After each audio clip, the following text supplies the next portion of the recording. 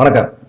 ஏறக்குறைய விஜய் சிஎம் ஆகிறது உறுதியாயிடுச்சு. தனிப்பெரும்பான்மை காட்டுறதுக்கான ஒரு சூழ்நிலை வந்துருச்சு. அவர் தனிப்பெரும்பான்மையில தான் இருந்தாரு. நேரடியா போய் விஜய் போய் பேசியிருந்தாரு. பேச்சுவார்த்தை கவர்னர்கிட்ட பேச்சுவார்த்தை நடத்தியிருந்தாங்கன்னா, தனிப்பெரும்பான்மையில 108 தொகுதி இருக்கு அப்படின்னு சொல்லியிருந்தாங்கன்னா, ஒண்ணுமே பிரச்சனை இருந்திருக்காது.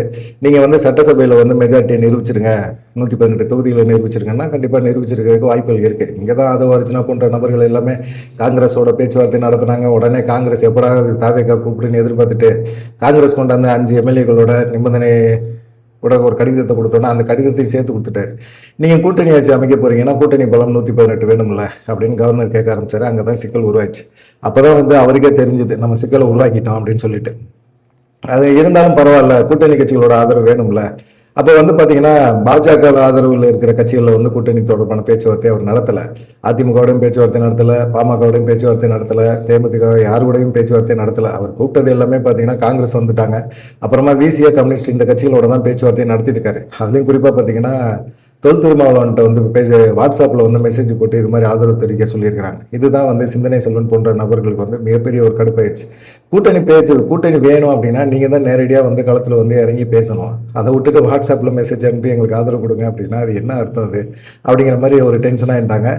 அது இல்லாம இவங்க திமுக தலைமையில இருக்கிறாங்க, திமுக கூட்டணியில் இருக்கிறாங்க. இவங்க எப்படி இது பண்ண முடியும்? விஜய் தேர்தல் பிரச்சாரத்துல எல்லாம் பேசினதெல்லாம் ஒரே விஷயம் தான். என்ன பேசினாரு? தீய சக்தி திமுக அப்படின்னு சொன்னாரு. அந்த தீய சக்தியோட கூட்டணி வச்சிருக்க கட்சிகளும் தீய சக்தி தான். அவங்க திமுக ஆதரவோட தான் அவங்க ஜெயிச்சிருக்கிறாங்க. இவங்க ஆதரவோட தான் திமுகவும் ஜெயிச்சிருக்கிற வாய்ப்பு இருக்குது. அப்படிப்பட்ட கட்சிகள் கூட்டணிகள் இழுக்கிறது மிகப்பெரிய ஒரு தப்பு. அப்படின்னாலும் இன்னைக்கு இருக்க சூழ்நிலையில விஜய் சிஎம் ஆகி ஆகணும். அப்படிப்பட்ட ஒரு சூழ்நிலையில யார் ஆதரவு கொடுத்தா என்ன? காங்கிரஸ் ஏற்கனவே வந்துருச்சு. திமுக ஏற்கனவே கை கழுவிட்டு போயிட்டீங்களே அப்படின்னு சொல்லி பயங்கரமா தரமா பேசுறாங்க. இதுக்கு இடையில முதலமைச்சர் விசிகா கம்யூனிஸ்ட் கட்சிகளோட ஆலோசனை பண்ணாங்க. முதலமைச்சரை பொறுத்த வரைக்கும் தாவேகா கட்சி தனி பெரும்பான்மையில இருக்கிறாங்க, அவங்க ஆட்சி அமைக்க விடுங்க, 6 மாசம் எந்த விமர்சனமும் வேணாம், அவங்க ஆட்சி அமைக்கட்டும், அதுக்கப்புறமா பாத்துக்கலாம் அப்படின்னு சொல்லியிருந்தாரு. அவர் 2 விஷயங்கள் மட்டும் தான் சொன்னாரு. காலை உணவு திட்டத்தையும் இந்த மகளிருக்கான ஒரு 1000 ரூபாய் கொடுக்குற திட்டத்தையும் நிப்பாட்டாதீங்க, அப்படியே கண்டினியூ பண்ணுங்க அப்படின்னு சொல்லியிருந்தாரு. இப்ப 2 தடவை ஆளுநரை சந்திச்சாச்சு. ஆளுநர் நீங்க கூட்டணி ஆச்சு அப்படின்னா தனி பெரும்பான்மை 118 அது கொண்டு வாங்க அப்படின்னு சொல்றாங்க. அப்புறமா சிபிஐ சிபிஎம் அப்புறமா விசிஐ இவங்கள்ட்ட எல்லாம் பேச்சுவார்த்தை நடத்துனாங்க. இப்ப சிபிஎம் ஓகே சொல்லிருச்சு. ஓகே சொன்னோன்னா சிபிஐயும் ஓகே சொல்லிட்டாங்க. இப்போ அவங்க 2 பேர்த்துலையும் 2 தொகுதிகள் இருக்கு அப்படிங்கும்போது பாத்தீங்கன்னா ஓகே.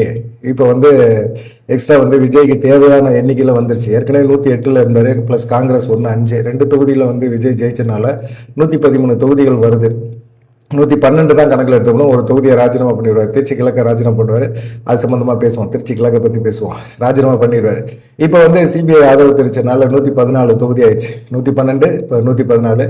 இப்போ விசிகாவும் ஆதரிக்க போறாங்க. விசிஆட்டையும் கையில 2 தொகுதிகள் இருக்கா, அவங்களும் ஆதரிச்சாங்க அப்படின்னா அவங்களுக்கு தேவையான அளவுக்கு எல்லாமே வந்துருச்சு. வந்த பிறகு இப்ப என்ன பண்ண போறாரு? 118 தொகுதி இருக்குது, விசிகாவும் ஆரம்பிச்சிடும். விசிஆவை பொறுத்த வரைக்கும் ஆதவ அர்ஜுனா பேச்சுவார்த்தை நடத்திருக்காரு. திருமாவளவன் துணை முதலமைச்சர் ஆக்கணும் அப்படின்னு சொல்லியிருக்காங்க. ஓகே சொல்லியிருக்கிறார் விஜய். திருமாவளவன் துணை முதலமைச்சர் ஆக்குறதுல ஒன்றும் பெரிய பிரச்சனை இல்லை, ஆய்க்கலாம் அப்படின்னு சொல்லியிருக்காரு. இப்போ திருமாவளவனை துணை முதலமைச்சர் ஆக்கணும்னா திருமாவளவன் எம்எல்ஏ நின்று ஜெயிக்கணும். இப்ப விஜய் 2 தொகுதியில் ஜெயிச்சிருக்காரு. திருச்சி கிழக்க ராஜினாமா பண்ண போறாரு. திருச்சி கிழக்குல திருமாவளவனை போட்டி போடுறதுக்கு ஓகே சொன்னா திருமாவளவன் ஆதரவு கொடுக்குறேன்னு சொல்லியிருக்காரு. ஓகே சொல்லிட்டாரு, விஜய் ஓகே சொல்லிட்டாரு. அதனால திருமாவளவன் ஓகே அப்படிங்கிற ஒரு முடிக்கு வந்துட்டாங்க. திருச்சி கிழக்குல திருமாவளவன் போட்டி போட போறாரு. தாவேகாவோட கூட்டணி வச்சு திருமாவளவன் போட்டி போட போறாரு. விசிஆ சார்பா திருமாவளவன் நிற்க போறாரு. திருமாவளவன் நின்று ஜெயிச்சு அதுக்கப்புறமா அவர் துணை முதலமைச்சராக போறாரு அப்படின்னு சொல்றாங்க. இது எந்த அளவுக்கு சாத்தியம் அப்படின்னு சொல்லல. இதுக்கு ஓகே சொன்ன பிறகுதான் விசிஆவும் சப்போர்ட் பண்றேன்னு சொல்லியிருக்கிறாங்க. அப்படிங்கிற மாதிரி இருக்கு. இன்னைக்கு இருக்க சூழ்நிலையில விசிஆ தாவேகாவுக்கு 118 தொகுதிகள் வேணும். இப்ப விசிஆ கம்யூனிஸ்ட் கட்சிகள் இவங்க எல்லாமே ஓகே சொல்லியிருக்காங்க. அப்படிங்கும்போது விஜய்க்கு எந்த பிரச்சனையும் இல்லை, கவர்னரை சந்திக்க போறாரு, விஜய் சிஎம் ஆக போறாருன்னு சொல்றாங்க. திருச்சி கிழக்குல திருமாவளவன் போட்டி போடுவார் அப்படின்னு உறுதியா சொல்றாங்க. பார்க்கலாம் என்ன நடக்கும் அப்படின்னு சொல்லி. நீங்க என்ன நினைக்கிறீங்க அப்படிங்கிற ஒரு விஷயத்தை மறக்காம கமெண்ட் பண்ணுங்க. நன்றி, வணக்கம்.